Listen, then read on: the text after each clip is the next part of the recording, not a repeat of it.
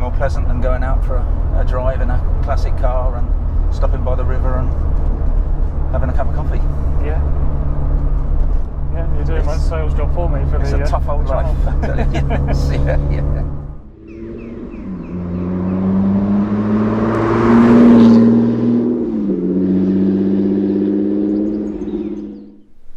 Hi everyone, welcome to Nightfall Drives. Doug here, and today I'm very fortunate to be being shown around a 1983 Mk1 Golf GTI belonging to Mike.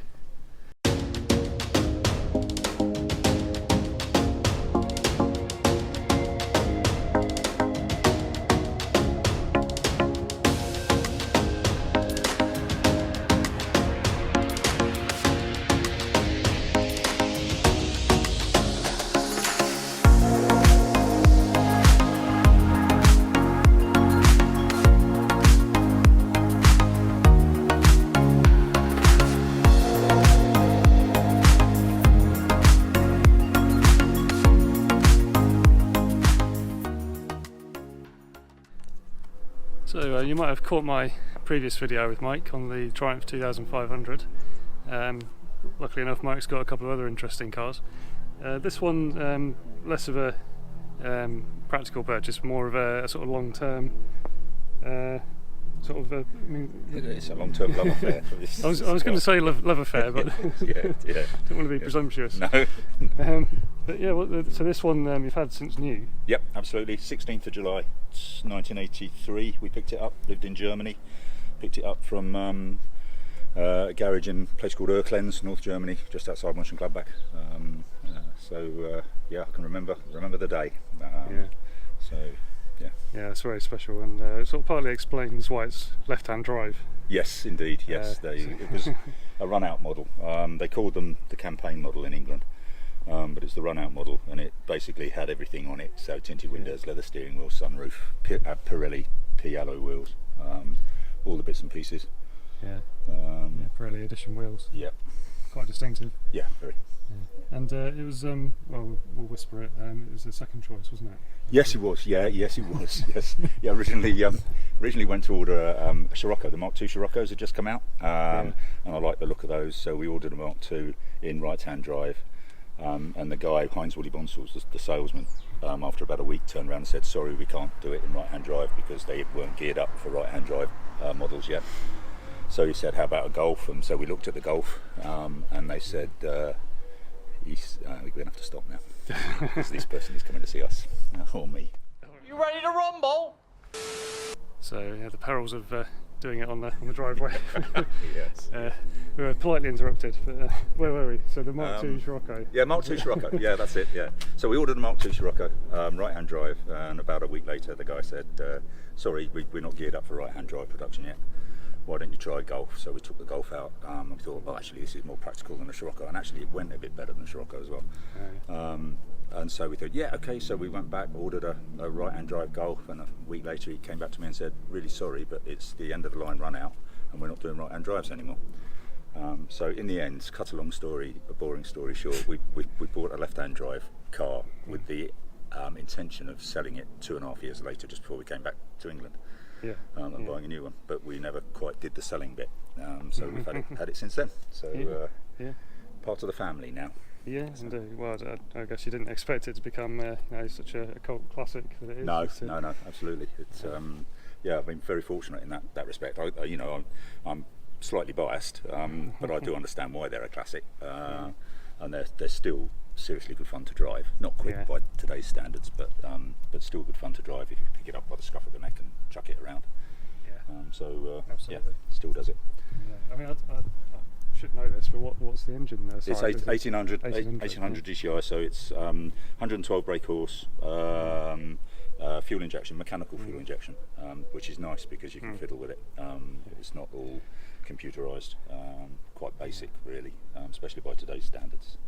But 112 brake horsepower in 1983 was considered to be a reasonable amount. I mean, it's well, with 800 kilos odd. Yeah, about that. Yeah, 800 and something. Yeah, absolutely. So that's part of its success, I think, is the fact that it's lightweight. So, as per the Triumph, it's not a trailer queen. Gets used.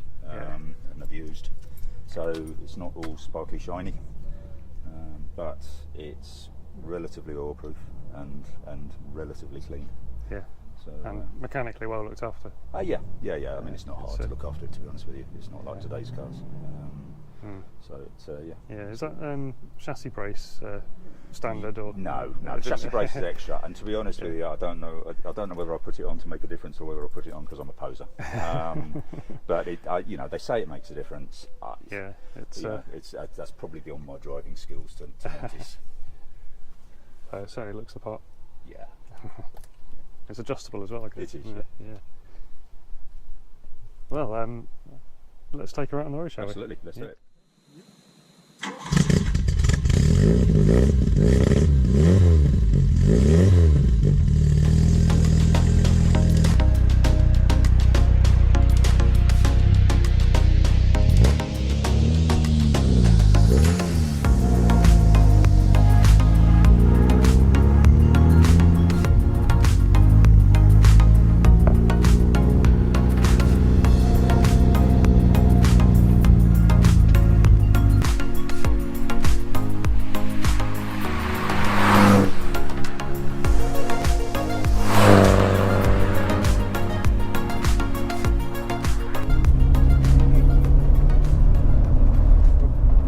Two cars actually make quite an interesting comparison because the Triumph is a 1970s car that was designed in the 60s, and this is a 1980s car which was really designed in the 70s.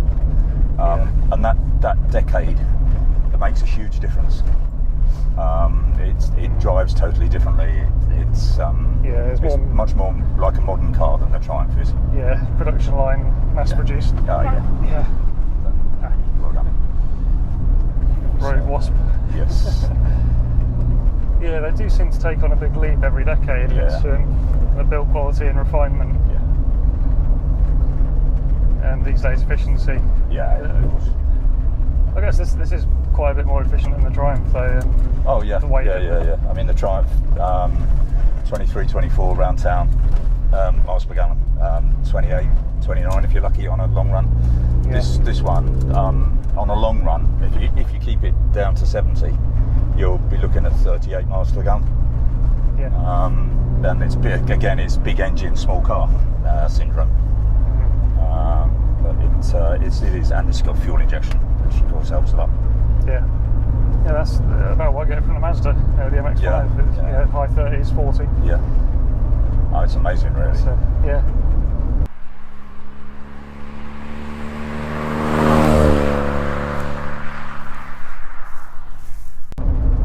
I don't think I've ever been in a Mark 1 Golf, been in a lot of Mark 2s.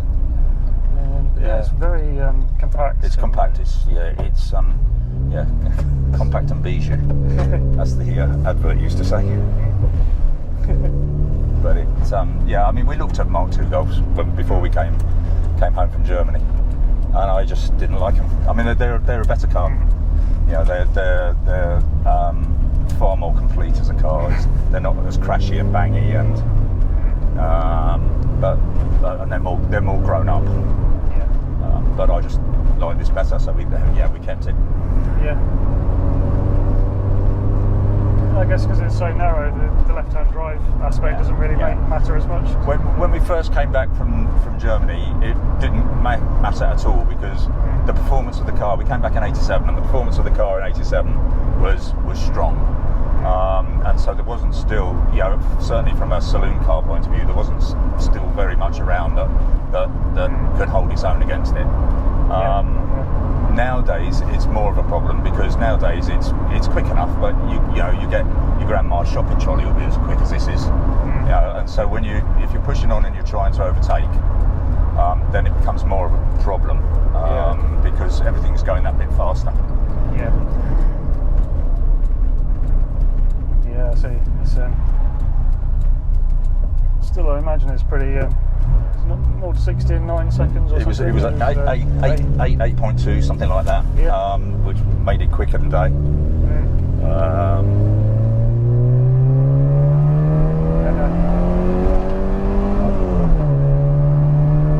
It's a proper rally car noise.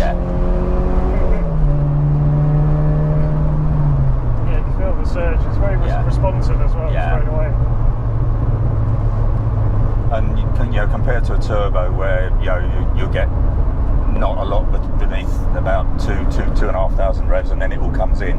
Yeah. This is just linear. Yeah.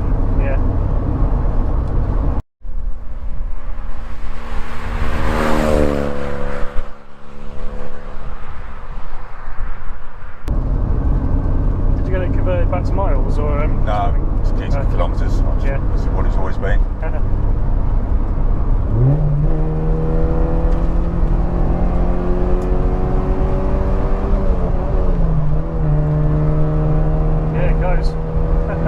Makes a lot of noise. Yeah. I think the noise and the size and how you are, it feels incredibly quick. Yeah, But you're probably not going to lose your license in this. No, absolutely. Yeah, it's very much up my street. This lightweight, small. So I'm obviously a fan of the MX-5 and got my eye on a Land Plus 2. Oh, lovely, lovely. A few years away, I think, realistically, but this takes me back to hot hatches like XR2Is and at one point my dad had a Citroen AX GT. Oh, nice.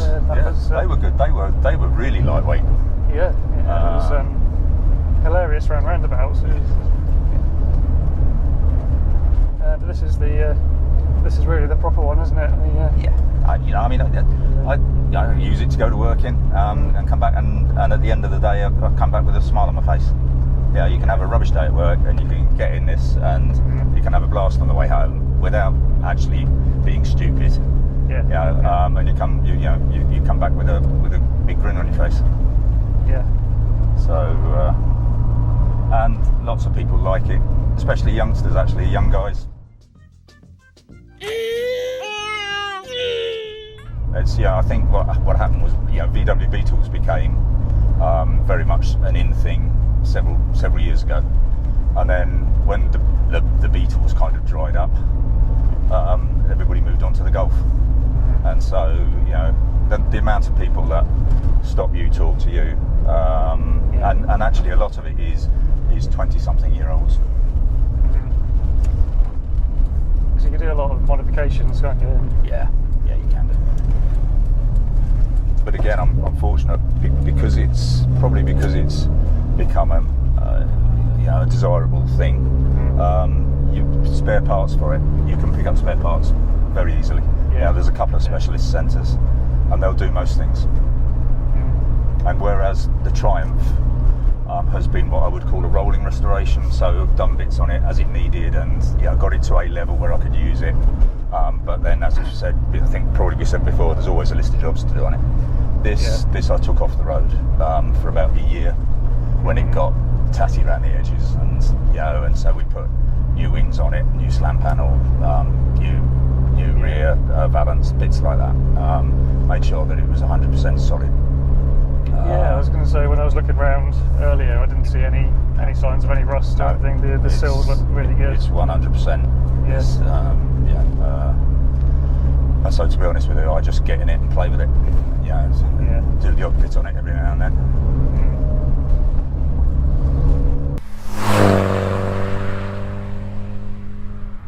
The suspension's a little bit harder than standard because actually it's really, really hard. That's one of the things. It's really, really hard to get original suspension units for it now.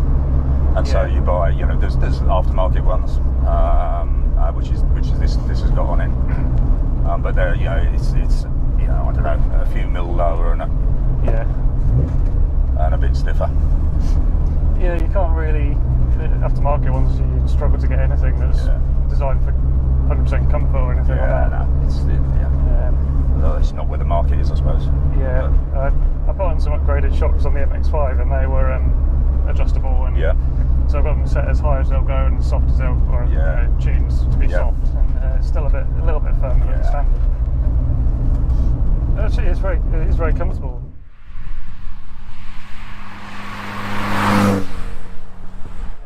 The brakes on this are really good. I mean, it's still discs at the front, drums at the back. But when I've replaced the brakes on it, I put some cross-drilled and grooved discs on it and fast road pads. and so once they're warm, we really will anchor the speed down. Yeah. Yeah, and I guess it keeps them cool with the cross trail. Yeah. It's reckoned to be one of the Mark 1's weak spots is the brakes, but that's really in the right-hand drive form, because in right-hand drive form, basically they didn't move the servo. They kept the servo where it was for left-hand drive, but obviously if on a left-hand drive, it's directly operated by the brake pedal, and they put a cross linkage in. Oh, right, okay. And the cross linkage wears, and it gets a bit sloppy, and so the brakes become a little bit less responsive. Yeah. But obviously with a left-hand drive, I don't have that problem.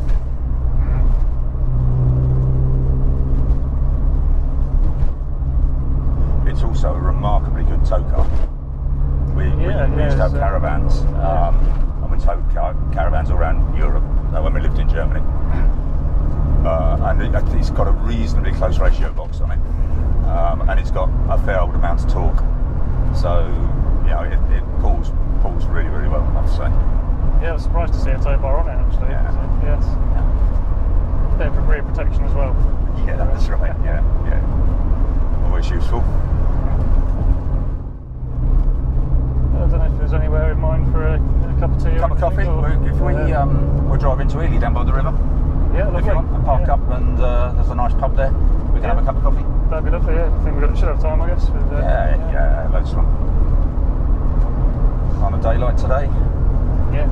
Nice. What could be more pleasant than going out for a drive in a classic car and stopping by the river and having a cup of coffee? Yeah. Yeah, you're doing my sales job for me. It's a tough old life. Yes, yeah.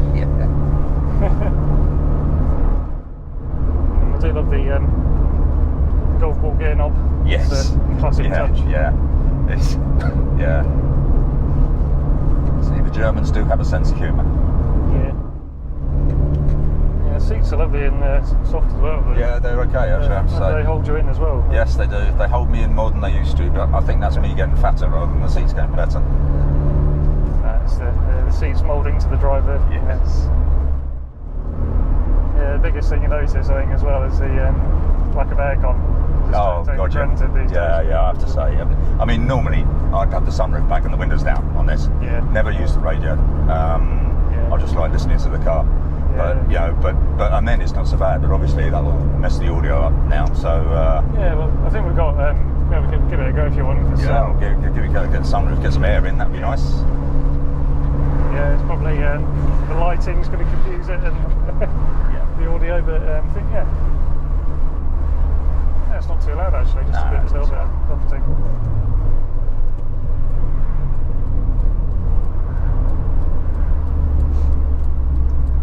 It's a while since I've seen a manual sunroof thing. Yes. It takes me back to it was a privilege to be delegated the job of can you open the sunroof when I was a kid.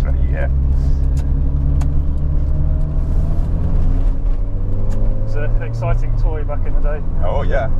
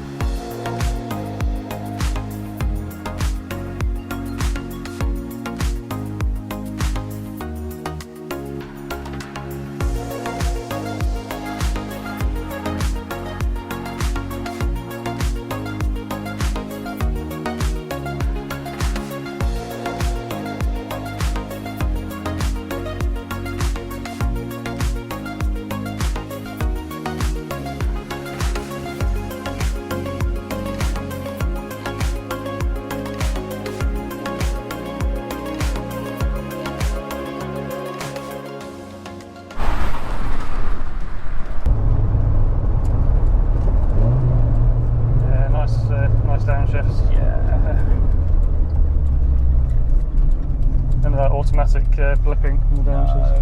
Do it manually.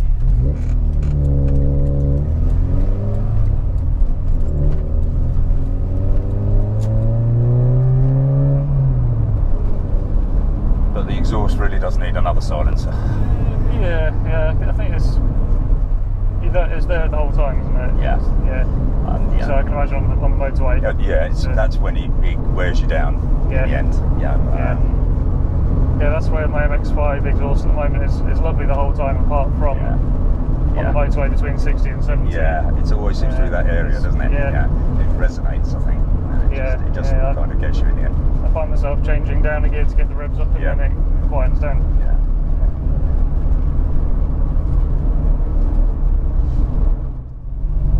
Well, once again, thanks very much, Mike. It's been an absolute pleasure to experience your golf, and can't thank you enough for taking me out. And it's been a lovely day with a drink by the river. Absolutely my pleasure. It's nice to see you again. And hopefully see you again in the not too distant future. Yeah, and if you've got an interesting car, please get in touch or subscribe if you want to see hopefully some upcoming videos with some other interesting classics. So thanks for watching.